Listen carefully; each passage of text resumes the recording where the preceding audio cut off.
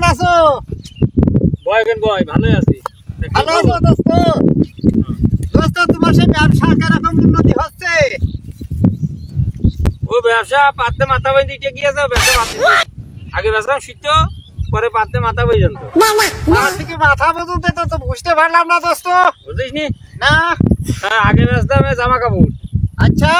তারপরে দ্বিতীয় ব্যবসা ধরলাম, হ্যাঁ, লাস্টে টুকু বেঁচেছি। আচ্ছা। তারপরে আমারও ব্যবসা টিকলো না রে দোস্ত, এখন এই মাঠে ছাগল রাখছি। ছাগল রাখছো?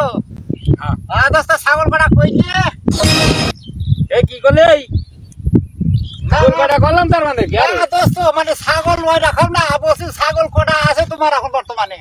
ও তাই কর আছে, ছাগলে মোটমাট 7টা মতো আছে। 7টা?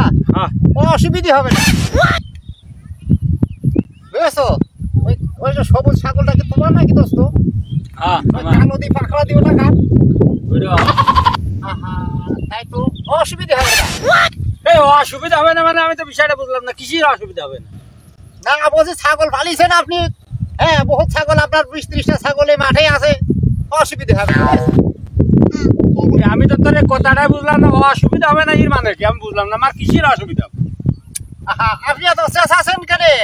হ্যাঁ, আপনার দেহের মধ্যে একটু ঠান্ডা করেন, ঠান্ডা করেন। আপনার বহুত তো এখানে বহুত ছাগল রয়েছে। হ্যাঁ, অসুবিধা হবে না। এই তুই বারে বারে একই কথা কছ, অসুবিধা হবে না মানে? তুই কি আমার ছাগলকে চুরি করবি নাকি? আরে না, আপনার শরীরের ভেতর দেহের ভেতর ঠান্ডা করেন বাবু।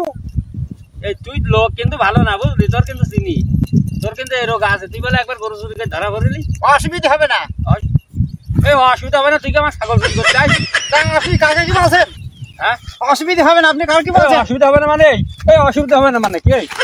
হ্যাঁ, অসুবিধা হবে না? অসুবিধা হবে না। তোর তো মতি গতি ভালো। অসুবিধা হবে না। বেরিয়ে আমার ছাগল চুরি করতে